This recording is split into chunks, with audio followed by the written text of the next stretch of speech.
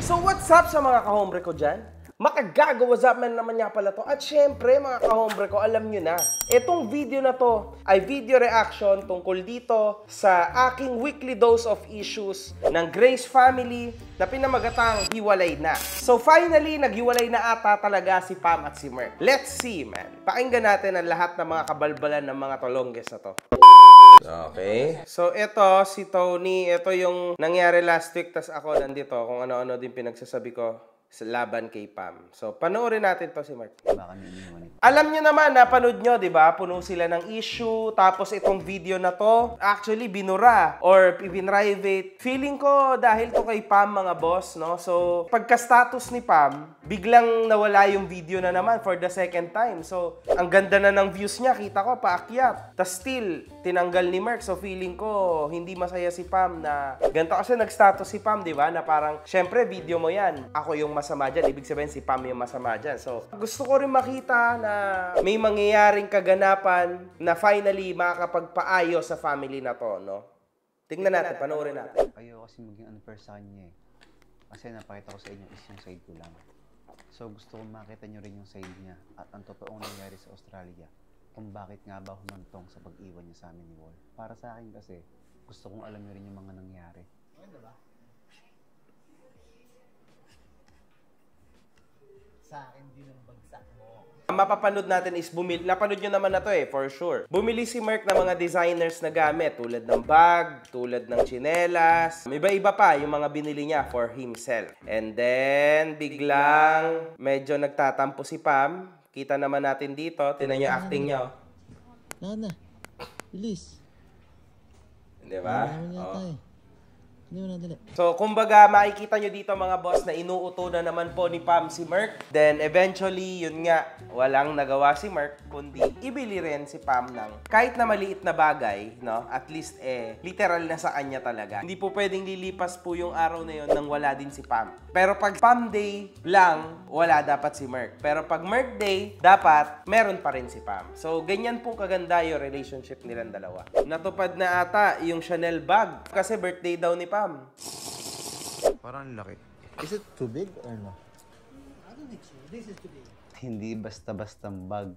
Chanel naman tong bibiling ko sa kanya. Kaso, wala akong magawa. Kasi ito yung birthday gift ko para sa kanya. Para sa akin, mga boss, alam nyo, masyadong maraming mali na naman dito sa choices niya. Kasi talagang lalo niya lang pong ini-spoiled ang kanyang asawa. Sa totoo lang, kung ako ganito asawa ko, mga boss, hihiwalayan ko na to. Actually, makikilala ko rin naman. Kasi hindi naman ako sana magpapakasal sa asawa ko kung hindi ko siya talaga kilala. Ganun naman yung akin eh. Pero kasi, sa nakikita ko dito sa dalawang to, kasi ano sila eh, more on, hindi po sila give and take. Sila yung relationship na puro give lang. I feel bad, I feel sad. Syempre naman, si Merk naman, mga boss, may pera naman talaga, no? Ang pera kasi may hangganan yan. Hindi naman laging meron. Tandaan nyo yan, ha? Kahit yung mga billionaire, nag-aano yan sila na bankrupt sila. Kami, milyonaryo, tulad na iniisip nyo, you know. Malapit lang, but we are actually still not millionaires. Lalo na ito si Merk, yung pinapangarap niya na bahay, hindi niya pa nabibili, hindi niya pa nagagawa kasi kailangan niya daw mag-ipon, sabi niya.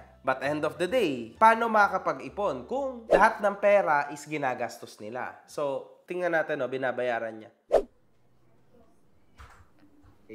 8,980 Australian dollars. So, this is around 328,000 pesos, mga boss. That's a lot. That's a lot of money. So, ngayon, makikita nyong lahat na ang saya na ulit ni Pam dito. Siyempre, nauto yun, oh. Nauto niya na. Pagkatapos ko siyang bilhan ng bag, ngayon, pupunta naman kami sa isang restaurant. Imagine niyo to, ah. Binila niya ng bag, Chanel bag. Tapos ngayon, pupunta sila sa mamahaling restaurant naman. Grabe mga boss! Feeling ko natatangan na talaga yung kaibigan ko, no? Partida na, wala pa sila B at B dito, ng mga demonyo. Kumain sila dito, tapos finally, nailabas na ni Merk yung kanyang hinaing dito, no? Yung mensahe niya kay Pam. Pinagsha-shopping ko lahat. Pagpasok namin sa shoppingan, kuhanin nyo lahat ng gusto nyo. Ganoon ako dati. Kung meron ako 100,000 sa bangko, kailangan ubusin ko yun. Kasi next month may pera ulit ako, yun ang mindset ko dati.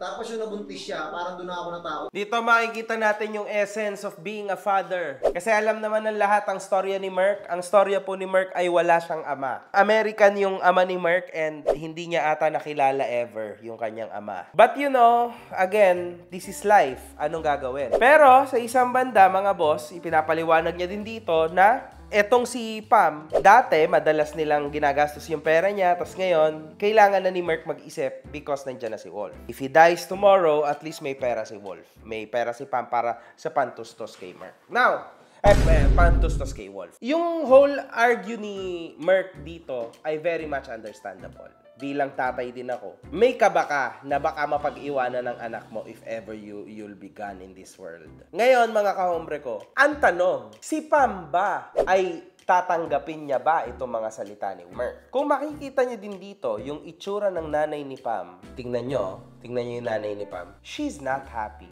sa argue na to. So dito pa lang mga kahombre ko, alam nyo na hindi maganda ang itsura, maasim ang mukha ng nanay ni Pam. So lahat yung magandang argument ni Merc ay as of now, rumerekta po siya sa basurahan. Wala tayong magagawa sa part na yan. That's how it is. Dito, aalis na si Merc. Pabalik na siya sa Pinas na si Pam naiwan. Dito makikita natin na meron pa rin silang arguments and all. Ayaw na ni Pam sa Pilipinas kasi daw mas maganda daw sa Australia. Anyway, sa totoo lang, may point din naman si Merc, mga negosyo daw nila, nandito, paano yon? Dito makikita natin yung opposite talaga nila, yung pagiging opposite nila. Na si Pam ang iniisip lang, happy, good life. Pero ito si Merc, iniisip niya yung future. Ang labo po talaga ng ganitong relationship. Para silang sun and moon. Sobrang layo. Hindi po sila possible na maging partners. Para sa akin, totally nalamon na ang utak ni Pam ng mga sulsol at pandidemonyo sa kanya ng kanyang mga best friends. So, yan, makikita natin, tuloy-tuloy ang argues nila. Pero end of the day, natuloy pa rin si Merc, umalis pa rin si Merc. Umuwi sa Pinas, si Pam naiwan. Kaya ko naman siyang bigyan ng pera. Hindi niya kailangan magtrabaho doon. So, in short, nagtrabaho ata ulit siya. Dito, sinusulsulan si Pam ng nanay niya na witch na dapat kuhanin niya si Wolf, better na dyan na sila sa Australia and all that. Tapos dito, mga boss, naalala niyo last week na nagkaroon ng trouble dito kay Merc. Yun nga napaghalata na yung regarding sa script. In-explain ko na yung side ko dito. Ang pagkakamali lang dito ni Merc, mga boss, hindi niya sinakyan yung issue. Sana nasakyan ni Merc yung issue para naging okay ang lahat. Para sumabog, nagkaroon tayo ng issue at trend. Kaso wala. Hindi niya sinakyan. Binura niya na lang, inayos niya yung video and all. Itong kanyang editor, actually pinsan niya to. Ito si Dave, kilala ko to. He's a nice guy. But, you know, siguro, tama, may point din naman siya na, syempre, dapat raw, 'di ba? Akala niya okay na 'yon. Pero syempre, tanga din talaga yung editor sa isang banda. Kasi anyway, normal lang, ulitin ko, normal lang po ang merong script. Normal lang 'yon para hindi ka mawawala sa content mo. Wala pong reality na hindi scripted. Walang ganun. Kundi, wala kang kikitain. Kung alam niya lang kung paano kami nadadamay sa pagiging scripted niya, pati pagkatao nga namin, inuhusga na dahil sa kanya eh. Sobrang scripted niya. Basta ako lahat ng pinapakita ko dito, totoo, siya lang scripted. Tang ina mo! Alam ko nga dati, nangyari na sa amin to ni Abyo, na nag-away kami sa kwarto, pero wala kasing CCTV doon. Ngayon, nung kinwento namin kay Pam, nasabi niya kay Merc, pinapaulit ba naman sa amin? Tapos i-reenact daw namin para daw malagay na sa reality show. Ano yun, joke time? Nangyari na hindi nakunan ipapaulit. Sayang yung mga emosyon. Ano iaarte namin yung mga emosyon? Itong Merc, ginawa naman sa mama niya. Eh syempre, anong gagawin ng mama niya sa kanya kundi sumunod? Scripted ka, be? Ano ba nangyayari sa inyo? Actually, may point din sa mga si B, no? Pero sa isang banda, napaka-demonyo talaga nitong si B. To think na, syempre, may napapala din siya talaga kay Merc and she talks like this kay Merc. Parang medyo pangit talaga. Ang pangit talaga ng ugali nitong dalawang tong baklang to. Grabe. Kaya talagang di ako nagtataka kung bakit inalis tong dalawang to ni Queen Tony. They deserve to be in hell. Anyway, kasi pinapakain sila ni Merc, di ba? Tapos ganito nila pagsalitaan si Merc. Ayoko din talaga silang kasama. Pero wala nga kaming magagawa kasi nakakontrata sila sa akin. Kaya sa ayaw at gusto nila, pag pinatawag ko sila, pupunta silang dalawa. Tama. Kung ako tatanong, hindi naman talaga ako dapat sasama sa Cavite. Pero dahil may pa-Gcash si Merc, sumama ako. Tag-ina mo, Abyo, nakahayop ka.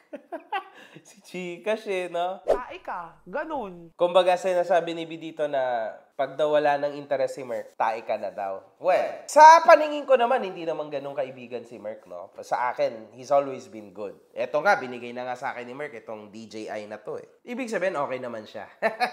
Anyway, para sa akin, dito sa part na to, wala na talagang choice ang aking kaibigan. Kasi feeling ko ilang araw niya na dito hindi nakakausap si Pam. So, kailangan ni Merk dito na makausap si Pam. Mag-reply sa kanya man lang ang kanyang asawa. So, wala na siyang ibang choice kundi gamitin itong dalawang animal na to. Diba? Nakakainis. Scripted Talaga. Parang nauuna pa sa akin. Hindi na lang niya intayin na picturean ko siya. Gusto pa niya inuutusan niya kami. Scripted. Palibasa gawain niya. Picturean niyo ako dito para para makita ni Pam. Send mo kay Pam. Utos pa lang utos. Sino matutuwa dun? Diba? Ganyan gawain niya. Kaya buong buhay niya sinasabihan siyang scripted. Magaling na director. Kala niya nakaka-proud. Scripted ka na naman. Pag kita may picture, sisend ko kay Pam para kunyari nakakawa. Hayaan mo ako mag-usap mag-ano sa'yo na sisend ko, Pam. Kasi parang di naman interesado eh. Parang di naman interesado. Natatawa na lang ako, mga boss. Ulitin nyo nga. 1, 2, 3, go. Tas dito, makikita natin yung kabaitan ni Merk sa mga kaibigan ni Pam. Talagang ang bait ni Merk, no? Tinreat niya, ginawa niya na lahat para lang maging, alam niyo yun, makabawi siguro sa mga best friends ni Pam. Picturean nyo ako doon kasi favorite Chris ito eh. Ang pasa niyo siya. Scripted ka na naman. Di ba? Hayaan mo kami magsabi sa'yo. Hintayin mo kami kumilos sa Ano ba? Ano paraan. kasi kumilos? Ano pa kami magkakaayos? Wala. Kung hindi pa gusto. Ay, huwag kang Huwag mo kami. Ay, Parang tinatamad ako. Ayoko na Pero di ba yung sinundo para doon? Iwan ko lang Di ko lang sure. Number 15 kami Yan, gutom na. Makain mo lang cheese buns lang. Cheese buns.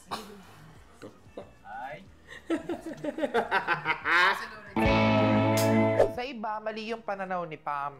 Pero sa amin, naiintindihan ko si Pam.